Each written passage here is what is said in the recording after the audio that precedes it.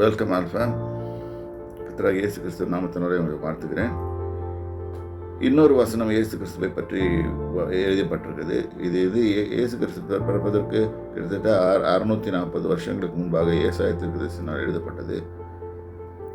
இதில் பாருங்கள், ஏசாயா 40ஆம் அதிகாரம். என் ஜனத்தை ஆற்றுங்கள், தேற்றுங்கள், எருசலேமுடன் பச்சைமாய் பேசி அதன் போர் முடிந்துவிட்டது என்றும் அதன் அக்கிரமம் நிவர்த்தியாயிற்று என்றும் அதன் சகல பாவங்களின் நிமித்தம் கர்த்தரின் கையில் ரட்சிப்பு இரட்டிப்பாய் அடைந்து தீர்ந்தது என்றும் அதற்கு சொல்லுங்கள் என்று தேவன் கூறுகிறார்.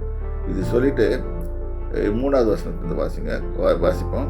கர்த்தருக்கு வழியை ஆயத்தப்படுத்துங்கள். இது யோவான் ஸ்நானனுக்கு கொடுக்கப்பட்ட வார்த்தை. இது முதல்ல இங்கே ப்ராஃபஸியாக சொல்லப்பட்டிருக்குது. அவாந்திர வெளியிலே நம்முடைய தேவனுக்கு பாதையை செவ்வைப்படுத்துங்கள்.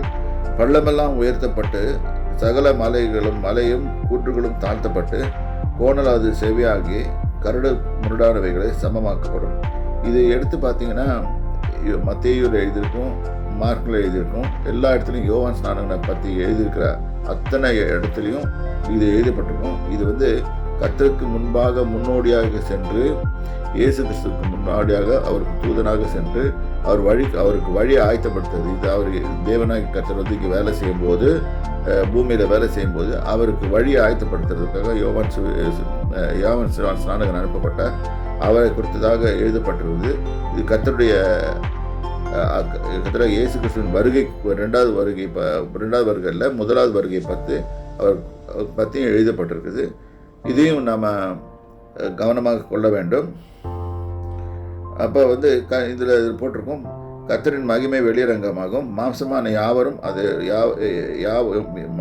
யாவும் அதை ஏகமாய் காணும், கர்த்தருடைய வாக்கு அதை உரைத்தது என்றும் வனாந்தரத்திலே கூப்பிடுகிற சத்தம் உண்டாயிற்று என்றும் பின்னும் கூப்பிட்டு சொல் என்று ஒரு சத்தம் உண்டாயிற்று.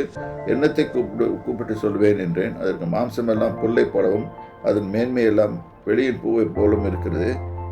கர்த்தரின் ஆவி அதன் மேல் ஊதும், புல் உலர்ந்து பூ உதிரும்.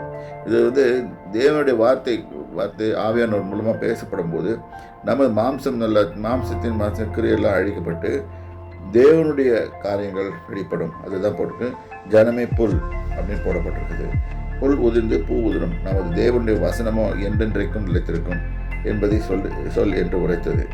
இது நம்மளுக்குள்ள ஒரு பாடம். தேவனுடைய வசனம் தான் நிலைத்து நிற்கும்.